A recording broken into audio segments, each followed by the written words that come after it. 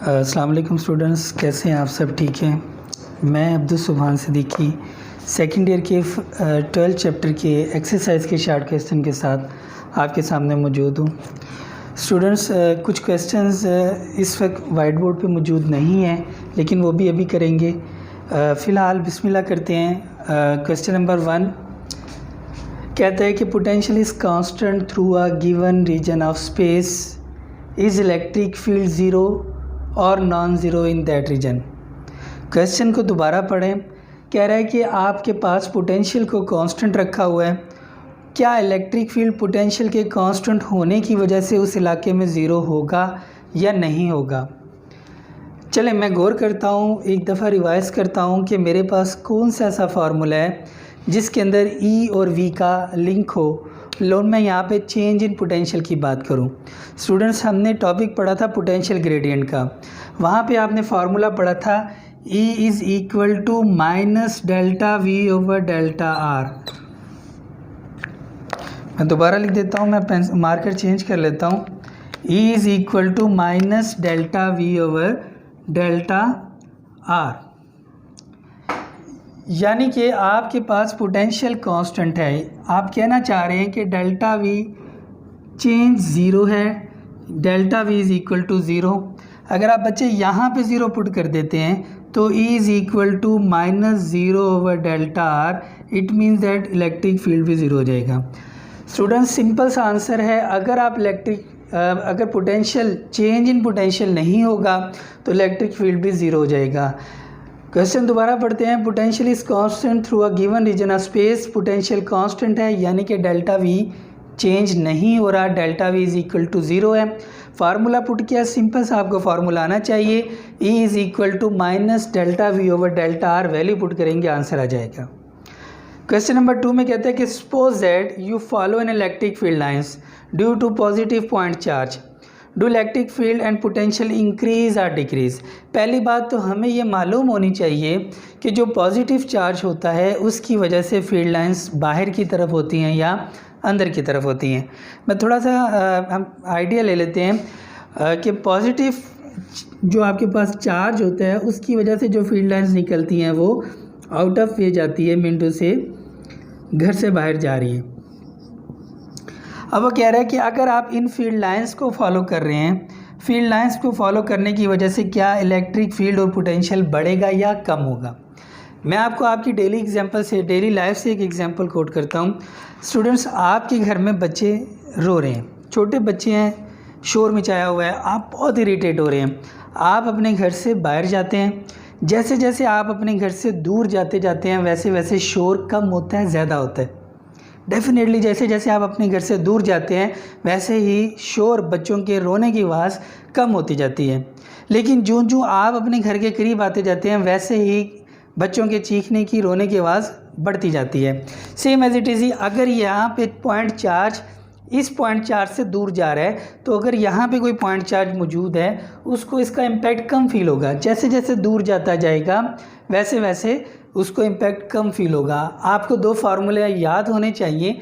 एक ई का फार्मूला जो हमने निकाला था, electric E is equal to 1/4 pi epsilon naught q over r square. Same as it is V का फार्मूला निकाला था, V is equal to 1/4 pi epsilon naught q over r. ये दोनों फार्मूले आपको बोल रहे हैं कि ई जो से है वो डायरेक्टली प्रोपोर्शनल है 1/r स्क्वायर और वी जो से है वो डायरेक्टली प्रोपोर्शनल है 1/r। इट मीन्स दैट जैसे जैसे r बढ़ता जाएगा वैसे वैसे v घटता जाएगा, जैसे जैसे r का स्क्वायर बढ़ता जाएगा वैसे वैसे e घटता जाएगा। जैसे जैसे आप अपने घर से दूर जाते जाएंगे वैसे वैसे शोर की आवाज़ कम होती जाएगी, यानी कि पोटेंशियल कम होता जाएगा, अगर आप उसको पोटेंशियल कंसीडर करते हैं। क्वेश्चन नंबर 3 में कहता है कि हाउ कैन यू आइडेंटिफाई, बहुत इंपॉर्टेंट क्वेश्चन है, how can you identify that which plate of capacitor is positively charge. किस तरह से आप ये आइडेंटिफाई कर सकते हैं कि कौन सी कैपेसिटर की प्लेट पॉजिटिवली चार्ज है। स्टूडेंट्स, आप क्या करेंगे, एक इंस्ट्रूमेंट होता है जो आप यूज़ करने वाले हैं, उस इंस्ट्रूमेंट का नाम है गोल्ड लीफ इलेक्ट्रोस्कोप। आपने लिखना है by using gold leaf electroscope we can identify that which plate of capacitor is positively charge. करना क्या है स्टूडेंट्स, ये आपके पास एक कंस्ट्रक्शन है इसकी, ये गोल्ड लीफ है, आपने इसको ऑलरेडी पॉजिटिवली चार्ज कर दिया है, यानी कि इसके ऊपर पॉजिटिव चार्ज मौजूद है। जो ही आप इसके पास मतलब सपोज चलें, मुझे नहीं मालूम, एक लम्हे के लिए मान लेता हूँ मैं एक यूनिट पॉजिटिव चार्ज जिसका मुझे मालूम है कि पॉजिटिव चार्ज है, मैं इसके पास लेके आता हूँ। अगर तो डाइवर्जेंस ऑफ ये गोल्ड लीफ है, अगर तो इसकी डाइवर्जेंस बढ़ जाएगी, it means that identical charge है, क्योंकि मैंने पॉजिटिव चार्ज रखा हुआ है, मेरे पास टेस्ट पॉजिटिव चार्ज है। जो ही मैं इसको इसके पास लेके जाता हूँ, अगर तो डाइवर्जेंस इंक्रीज़ कर जाएगी, it means that same charge है, यानी कि इसके ऊपर भी पॉजिटिव चार्ज है। और अगर डाइवर्जेंस इंक्रीज़ नहीं करेगी, डिक्रीज़ कर जाएगी, तो ये डिफरेंट चार्ज होंगे, इट मीन्स दैट इसके ऊपर नेगेटिव चार्ज है और इसके ऊपर पॉजिटिव चार्ज है। दोबारा बोलता हूँ, मैं एक टेस्ट पॉजिटिव चार्ज को इसके पास लेके जाता हूँ, अगर तो चूँकि ऑलरेडी चार्ज है ये, इसका चार्ज मुझे मालूम नहीं है, अगर तो इसकी डाइवर्जेंस ऑफ लीफ इंक्रीज़ कर जाएगी तो आपके पास पॉजिटिव चार्ज होगा, अगर नहीं करेगी तो नेगेटिव चार्ज होगा। क्वेश्चन नंबर 4 की तरफ आते हैं। कहते हैं कि describe forces on a positive point charge when place between parallel plate, यानी कि आपने एक पॉजिटिव पॉइंट चार्ज को दो प्लेट्स के दरमियान में रख दिया है और बताना ये है कि इसके ऊपर कितनी फोर्स लग रही है। कंडीशन में कहता है कि with similar and equal charges, दो प्लेट हैं जिनके ऊपर एक जैसे चार्ज है, एक जितनी क्वांटिटी के चार्ज हैं। सेकेंड कंडीशन में कहता है कि ऑपोजिट एंड इक्वल चार्जेस, यानी कि एक प्लेट पॉजिटिव है और एक प्लेट नेगेटिव है। स्टूडेंट्स ये मैं इस तरह से समझाता होता हूँ, एक ही गांव में दो चौधरी हो ना, तो दो चौधरी सरवाइव नहीं करते हैं, यानी कि दोनों चौधरी आपस में लड़ते रहते हैं, एक दूसरे को नीचा दिखाने की कोशिश करते हैं, लेकिन जो आम जनता होती हैं वो सुकून में रहती है, यानी कि दोनों चौधरी आपस में लड़ते रहते हैं। यहाँ पे भी कुछ ऐसा ही हाल है, दोनों सिमिलर चार्जेस हैं, दोनों एक दूसरे के ऊपर फोर्स लगाएंगे। एज अ होल जो दरमियान में मौजूद पॉजिटिव चार्ज है, जिसको आप आम जनता बोलते हैं, यह बहुत सुरक्षित है, इसको कोई मसला नहीं है, कोई डर नहीं लग रहा, यानी कि ये इसके ऊपर इलेक्ट्रिक इंटेंसिटी ज़ीरो हो गई। इलेक्ट्रिक इंटेंसिटी ज़ीरो होने की वजह से आपके पास जो फोर्स होगी, force F is equal to zero हो जाएगी। क्यों ज़ीरो हो जाएगी? क्योंकि E is equal to zero है। लेकिन अगर दो चौधरी तो मौजूद हैं, लेकिन दो चौधरी में से एक हाई पोटेंशियल वाला चौधरी है, एक लो पोटेंशियल वाला चौधरी है, यानी कि मान गया दूसरा चौधरी कि मैं आपसे छोटा चौधरी हूँ। अब इनकी लड़ाई नहीं बनती, लड़ाई कब बनेगी? जब दोनों एक जैसे होंगे। अब क्या होगा, ये दोनों यानी कि positive field lines, positive plate से फील्ड लाइंस निकलेंगी, नेगेटिव की तरफ जाएंगी। इट मीन्स दैट यहाँ पे आपके पास इस चार्ज को जो डबल इंटेंसिटी फील होगी, नॉर्मल हालत से भी ज़्यादा इंटेंसिटी फील होगी, और इस वक्त इसकी जो फोर्स होगी उसकी शिद्दत बढ़ जाएगी, डबल हो जाएगी, दो गुना हो जाएगी। मैं दोबारा कोट करता हूँ। क्वेश्चन में कहता है कि आप फोर्सेस बताइएगे ऑन अ पॉजिटिव चार्ज। इस पॉजिटिव चार्ज को आपने दो प्लेट्स के दरमियान रखा। पहले बोलता है कि अगर दोनों प्लेट आपने एक जैसी रखी हैं, एक जैसा चार्ज है, तो उसके ऊपर क्या इम्पैक्ट होगा। और फिर बोलता है कि अगर दोनों प्लेट्स आपने अलग अलग रखी हैं तो उसके ऊपर क्या इम्पैक्ट होगा। स्टूडेंट्स मैं बोलता हूँ कि एक गांव में दो चौधरी नहीं होते हैं, यानी कि दोनों चौधरी, सपोज कीजिएगा ये दो चौधरी हैं, ये दोनों आपस में लड़ते रहेंगे, लेकिन अगर आपस में लड़ते रहेंगे, ये आम जनता जो सी है वो महफूज रहेगी। लेकिन अगर यहाँ पे देखें तो एक हाई पोटेंशियल वाला है और एक लो पोटेंशियल वाला है, दरमियान में मौजूद जो आपके पास चार्ज है उसके ऊपर डबल इम्पैक्ट फील होगा। Question number 5, question number 4, question number 5 फ़िलहाल दोबारा करते हैं। फ़िलहाल क्वेश्चन नंबर 6 की तरफ आते हैं। कह रहा है कि if a point charge Q जिसका मास m है is release in non uniform electric field with the field lines pointing in same direction will it make rectilinear motion। क्या ये rectilinear motion गेन कर लेगा? क्वेश्चन को कुछ इस तरह से समझते हैं। एक ना नशेई चार्ज आ रहा है, नशेई चार्ज से मुराद उसको मालूम ही नहीं है कि यहाँ पे कहीं फील्ड है, वो अपनी मर्ज़ी से आ रहा है, झूलता हुआ आ रहा है, क्योंकि वो आज़ाद है। फील्ड के अंदर आएगा तो उसको इम्पैक्ट फील होगा। क्वेश्चन में ये बोल रहे हैं कि एक पॉइंट चार्ज आ रहा है जिसका मास m है, उसको आप नॉन यूनिफॉर्म इलेक्ट्रिक फील्ड में रिलीज़ कर देते हैं। नॉन यूनिफॉर्म इलेक्ट्रिक फील्ड से मुराद देखिए यहाँ पे फील्ड लाइंस क्लोज हैं, यहाँ पे फील्ड का इम्पैक्ट ज़्यादा हो, यहाँ पे फील्ड लाइंस दूर है, यहाँ पे इम्पैक्ट कम होगा, ये नॉन यूनिफॉर्म है। जो ही आप इसको यहाँ पे छोड़ेंगे तो स्टूडेंट्स ये अपनी मर्ज़ी से नहीं जाएगा, ये फील्ड लाइंस के अकॉर्डिंग जाएगा। अगर तो फील्ड लाइंस सिंपली इस डायरेक्शन में है तो ये इस डायरेक्शन में जाएगा, अगर फील्ड लाइंस इस डायरेक्शन में है तो ये ऊपर को जाएगा।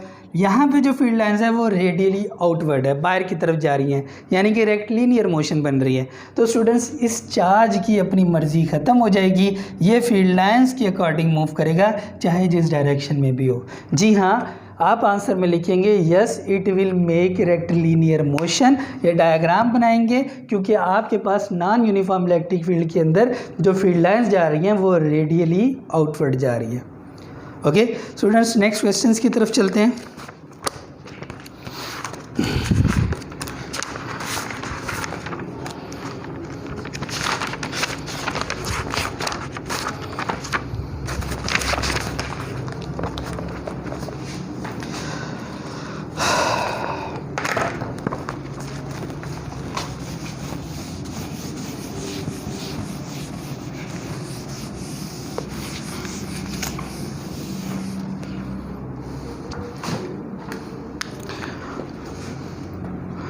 Electric field lines never cross to each other. Why?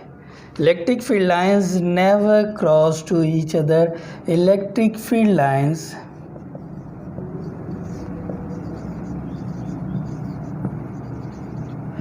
never cross to each other.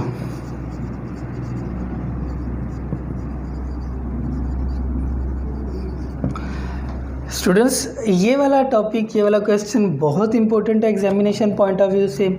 आपने प्रॉपर्टीज़ निकाली थी इलेक्ट्रिक फील्ड लाइंस की, आपने उसी प्रॉपर्टी में प्रॉपर्टी नंबर गालपन 3 या 4 है, उसमें आपने देखा था कि electric field lines, no electric field lines cross to each other because electric field lines only have one direction, यानी कि पॉजिटिव प्लेट से निकलती हैं फील्ड लाइंस और नेगेटिव प्लेट में इस तरह से एंटर हो जाती हैं। अगर वो क्रॉस कर जाएंगी इट मीन्स दैट इसकी एक से ज़्यादा डायरेक्शन है जो फिज़िकली पॉसिबल नहीं है। लिहाजा आप क्वेश्चन का आंसर ये लिखेंगे electric field lines just have one direction, uni direction होती हैं जो पॉजिटिव प्लेट से निकलती हैं और नेगेटिव में चली जाती हैं।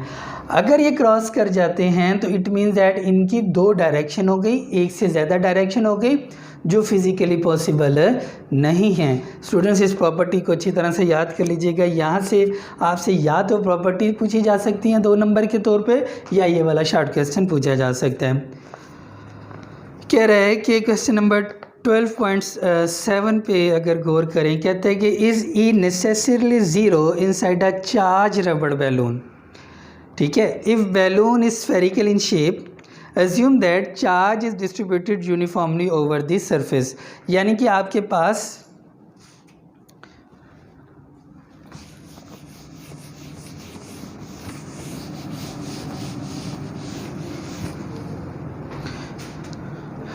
क्वेश्चन नंबर 12.7 मैं जस्ट आंसर लिखूंगा, दोबारा बोलता हूँ बच्चों।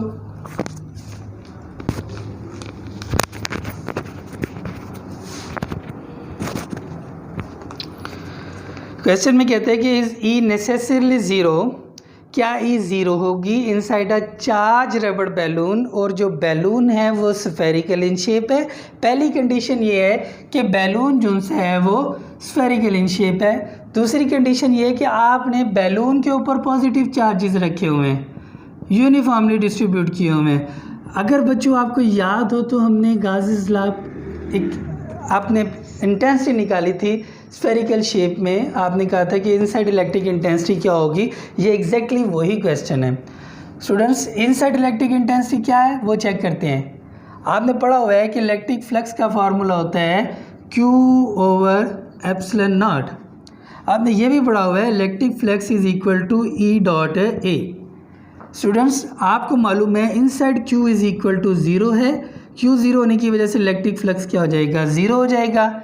अगर आप यहाँ पे 0 मतलब इसको और इसको कंपेयर करते हैं तो आपके पास आ जाएगा 0 इज इक्वल टू EA।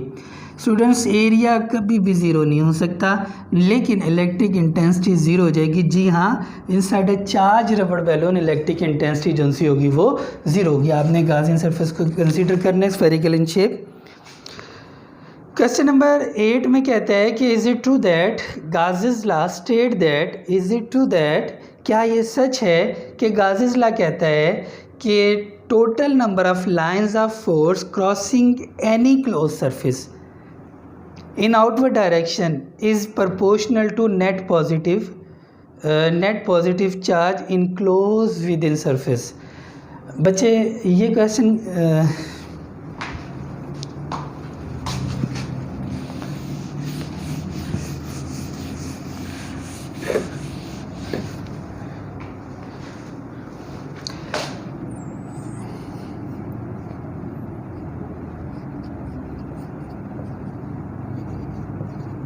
आपने पढ़ा था कि number of field lines passing through certain area of element is known as electric flux. ठीक है, गाउसियस लॉ के बारे में आपने पढ़ा हुआ है कि flux, electric flux is equal to Q over epsilon naught. Okay students, question को गौर से देखिएगा, ये स्टेटमेंट गाउसियस लॉ की ही बनती है। क्वेश्चन में कह रहे हैं कि इज़ इट ट्रू दैट, क्या ये सच है। अगर आप गाउसियस लॉ की स्टेटमेंट करते हैं, Gauss's law state that total number of lines of force crossing any close surface, यानी कि ये क्लोज सरफेस को क्रॉस करने के बाद लाइन ऑफ फोर्स फ्लक्स बनाएंगी in outward direction is proportional to net positive charge. कहना ये चाह रहा है कि ये जो फ्लक्स बना है ये डायरेक्टली प्रोपोर्शनल टू क्यू है, नेट पॉजिटिव चार्ज है। जी हाँ, यही तो स्टेटमेंट गाउसियस लॉ ने बोली थी। अगर आप प्रोपोर्शनलिटी साइन को ख़त्म करते हैं तो आपके पास कांस्टेंट आ जाता है जिसको आप 1 ओवर एप्सिलॉन नॉट से इंडिकेट करते हैं। जी हाँ, यही स्टेटमेंट है गाउसियस लॉ की, ये स्टेटमेंट ट्रू है। क्वेश्चन नंबर 12.9 जो स्किप कर दिया था, अब उसकी तरफ आते हैं बच्चे।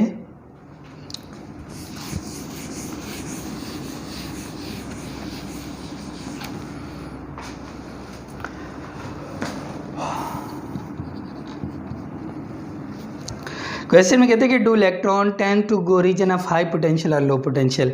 बच्चा हमेशा कंफ्यूज हो जाता है ये क्वेश्चन करने के लिए।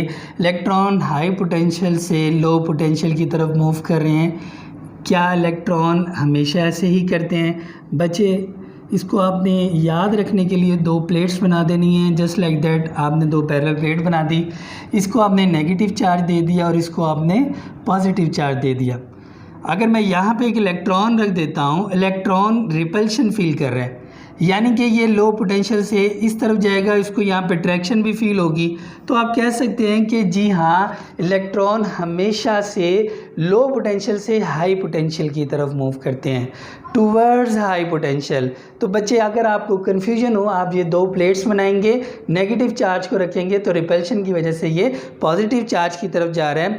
पॉजिटिव चार्ज हाई पोटेंशियल होता है, ये लो पोटेंशियल, तो इलेक्ट्रॉन हमेशा लो पोटेंशियल से हाई पोटेंशियल की तरफ मूव करते हैं। ये 9 शॉर्ट क्वेश्चंस हैं, इन्हें बहुत अच्छी तरह से रिवाइज कर लीजिएगा। अपना ख्याल रखिएगा, दुआओं में याद रखिएगा। अस्सलाम वालेकुम।